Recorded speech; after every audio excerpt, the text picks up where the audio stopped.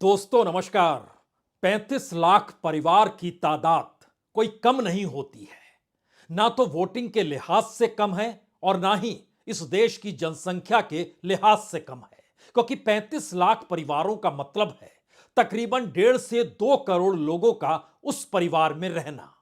और इन 35 लाख परिवारों के भीतर अगर यह असुरक्षा या आशंका धर कर जाए कि जब परिवार का मुखिया नौकरी पर जाएगा तो हो सकता है वो वापस ही ना लौटे। बड़े बड़े कोठियों को छोड़कर झोपड़ियों में रहना शुरू करो तो शायद आपको गरीबों का दर्द समझ में आएगा कि एक ट्रक ड्राइवर जो महीने का 15,000 कमा रहा है, अगर उस पर जुर्माना 7 लाख लगाया जाए तो वो 7 लाख रुपए कहां से लाएगा, सोचने वाली बात है। अगर वो जेल चला जाएगा तो उसके बच्चों को कौन पालेगा, सोचने वाली बात है।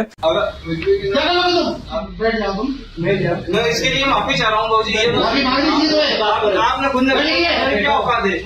बोलोगे नहीं है क्या औकात है अपनी? औकात क्या औकात है? अपनी बात को डेमोक्रेसी कीजिए तो क्या आपको आप लोगों की। जैसा कि आपने इस वीडियो में देखा कि कलेक्टर साहब एक मजदूर ड्राइवर को उसकी औकात में रहने की सलाह दे रहे हैं और उस पर नाराज हो रहे हैं। जरा सोचो, अगर कलेक्टर साहब के ऑफिस में कोई अडानी, अंबानी और भ्रष्ट नेता होता तो कलेक्टर साहब जी सर के अलावा कोई तीसरा शब्द नहीं बोलते। अरे अगर कोई अनपढ़ नेता इस प्रकार की भाषा का प्रयोग करे तो हम भारतवासी उसको स्वीकार भी कर लेते हैं हंसकर, क्योंकि हमें मालूम है कि हमने जिसको वोट दिया उसमें अधिकतर या तो अनपढ़ है या क्रिमिनल है या बेवड़े हैं, वो इसी प्रकार की भाषा का प्रयोग करेंगे। लेकिन सर, आप जिस पद पर बैठे हो उसकी प्रक्रिया बहुत जटिल है और डाल दिया गया जिसमें आप कह रहे हो औकात में रहो।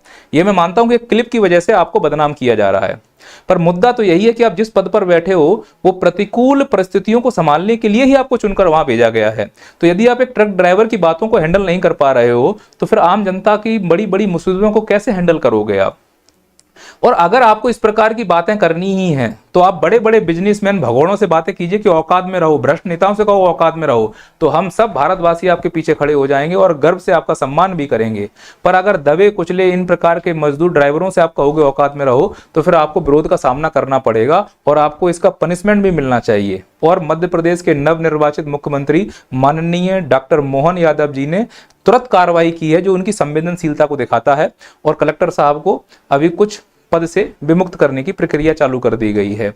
पर यह एक हल नहीं है, क्योंकि केवल एक कलेक्टर को पद से विमुक्त करने से काम नहीं चलेगा। इस पर गहराई से विचार करने की जरूरत है।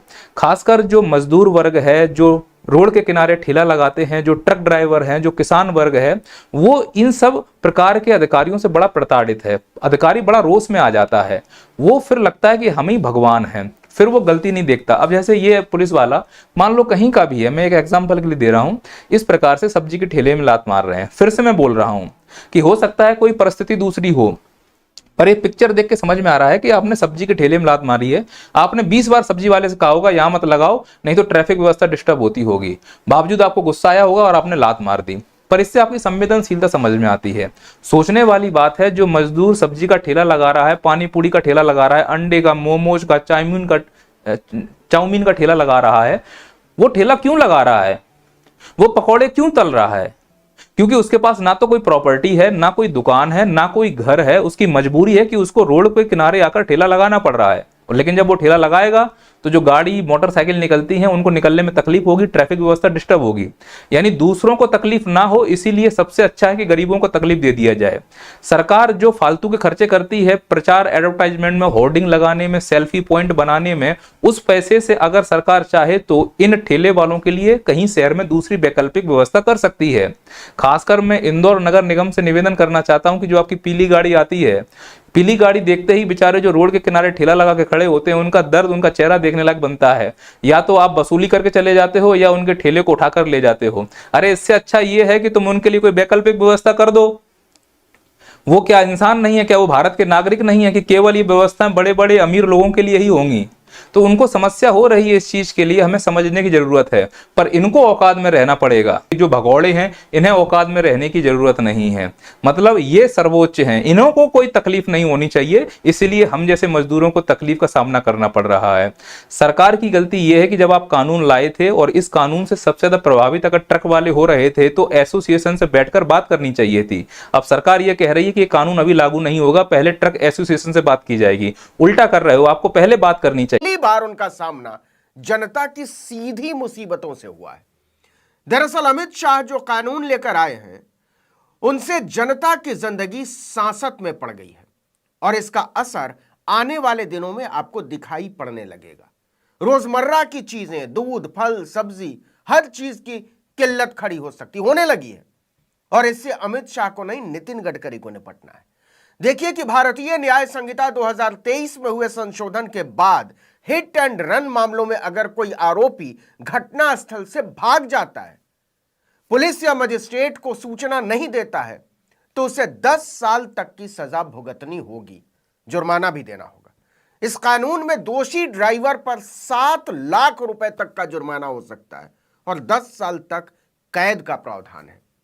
अब इसके विरोध में all India motor transport Congress यानी AIMTC सड़कों पर उतर आया है।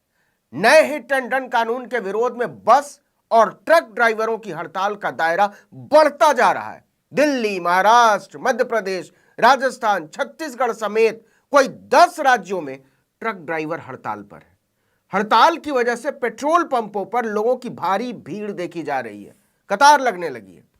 तेल कंपनियों से पेट्रोल डीजल पंपों तक पहुंचाने वाले ट्रकों ने खूंटा गाड़ दिया कि हम नहीं ले जाएंगे।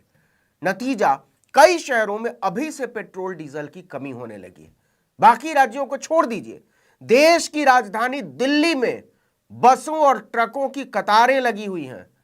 बस अड्डों में हजारों मुसाफिर इधर उधर भटक रहे हैं, लेकिन ड्राइवर चलने को तैयार नहीं है। हड़ताल की वजह से अनाज, दवाइयां, रसोई गैस जैसी जरूरी चीजों की किल्लत बढ़ने वाली है। फिलहाल ट्रांसपोर्ट